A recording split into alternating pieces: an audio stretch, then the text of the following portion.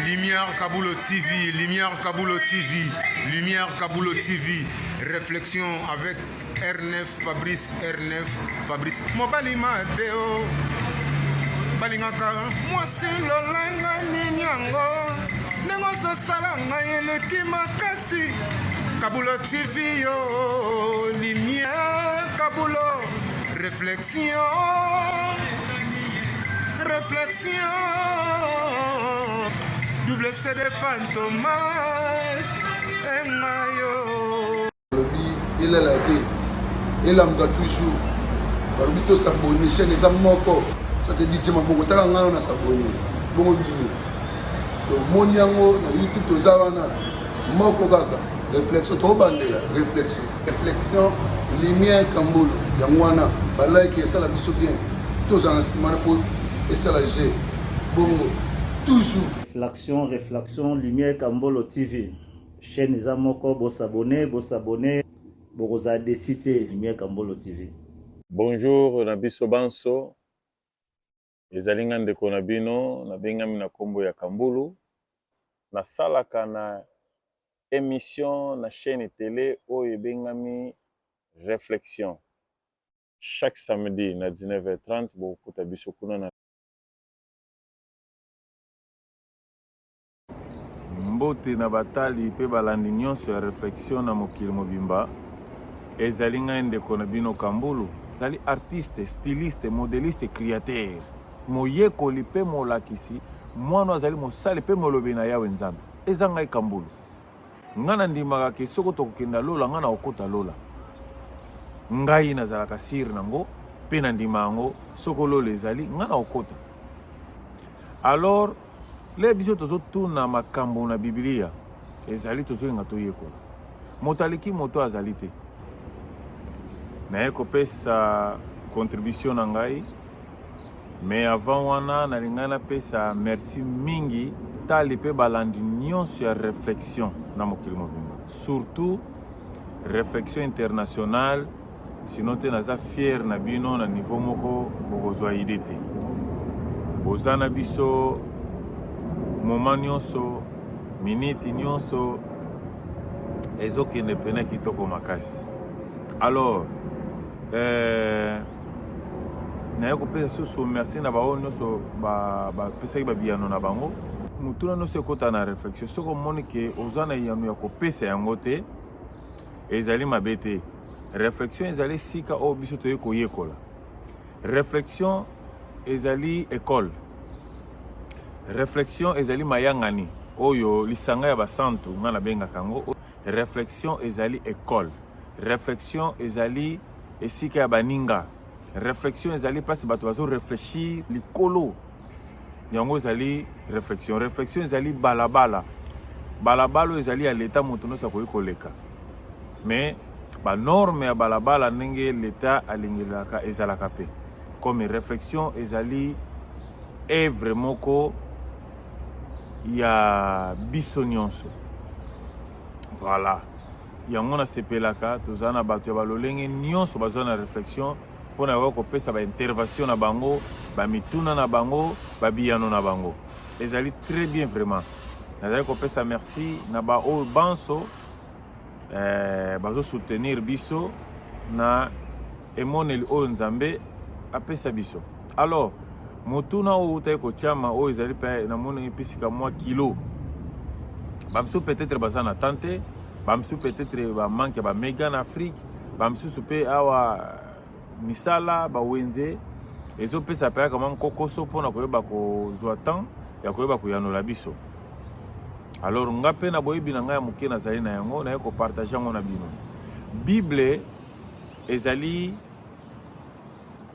buku oyo ezali na mélange ezali buku ezali na mélange ya balivre ebele ezali mélange ya balivre ebele oyo ebengami Biblia. Alors na bata mayele oyo baleki biso na mayele baye kotalisa biso Bible ezali mélange ya babuku.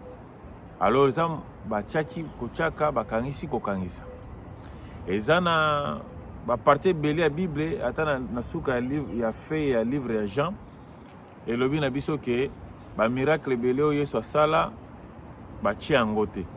Comme eza na makambo ebele oyo soi-disant ebongaki ezala na Bible me batia yango te.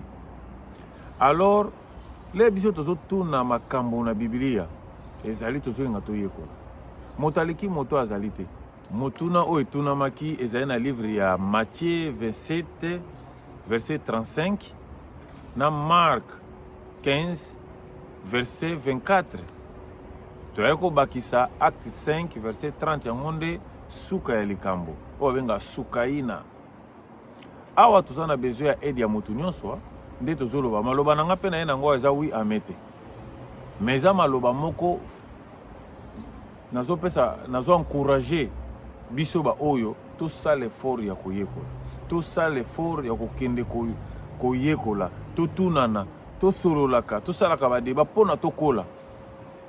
Na réflexion tolobaka ke soko zaki bébé spirituel to mbaka spirituel okoma lokofe spirituel. Soko zaki mort spirituel okoma lokofe spirituel. Soko zaki bébé spirituel awa na réflexion oza obligé à kokola. Mais to bosa na pete na kati ya Bible kaka wana Nzamba kanga bato misusu mayele. Peut-être ndenge na lobi boye kamusi pe bato misusu. Na kati ya Bible pe na Nzamba kanga bato misusu mayele pona bayekola te. Mais wana tokosola ngo susu na mikolo koya. Alors, ngana ina loba par rapport à verset oyo. Na livre ya Marc, na livre ya Matthieu, balobi babaka ki Yesu. Na livre ya Acte balobi ke badiembika ki Yesu. Pona nga pour le moment, naza na point d'interrogation na ba bino vrai. Et ko betso libako, mais na oloba no vrai. Nazo ndimate pour le moment ki Yesu babaka ki. Nazo ndimate pour le moment Yesu badiembika ki. Pour le moment na comme na point d'interrogation, na ko continuer ko sa ba recherche pona na yeba vrai soki aliwana ye ezaki alolenge kani. Pona Bible lobi ki apôtre Paul a travaillé très dur. Apôtre Paul a évangélisé makasi koleka kutu ba apôtre bazalaka na Yesu pena na musoni. Siko soki apôtre Paul asaki erreur po apôtre Paul biki ayebaki ki Yuda bien pe ba ki Rome bi ba langi wana ayebaki mo très bien pasaki motangi ya solo na époque wana. Na bawe batanga Bible mingi na bawe batidia mamba Bible ayebaki apôtre Paul ayeba mayele très fort pe ba langi na kitoko. Pour le moment ngai liwa Yesu Christ eza na point d'interrogation. Na kolinga pena na continuer ko sa ba recherche to continuer ko luka koyeba akufaki na kobaka to na kodiembika. Susi na ngai yango wana nazana yango bande ko banso oyo bazana bande ko ba pasteur bazana ba camarade ba pasteur baza connaissance ya Bible bazana ba frère balinga ya Bible bosunga biso to yeba vrai liwa Yesu Kristo ezalaki ya kobaka na ekuruze oyo ezala na lettre T to ezalaki ya kodiembika. Pona histoire ya kodiembika Yuda pena ba soigner yango pe bien. Que Yuda lera ke nazong sambongo simbite akendaki komediembika. Apôtre Paul ak des apôtres abiki Yesu badiembika ki. Marc na Matthieu balobi ke babaka ki. Ndeko na ngai zwa pa kimia nanu kosirika nanu te me réfléchir. Vrai liwa Yesu Kristo. Eza ya kobaka to ya kodiembika. Pona ngai point d'interrogation. Voilà. Merci na encouragement na bino, surtout na papa Lindanda, na se na Sodina la Rose. Merci na babiano na bino bo oser eza malamu.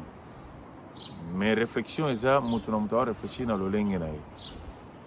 Nga soko naza convaincu te na yoka kasoni te ko bakena za nga convaincu te. Mais so naza convaincu na yoka personne te bakena za convaincu pona. Thank you so much. Wana tukutane mbarasi.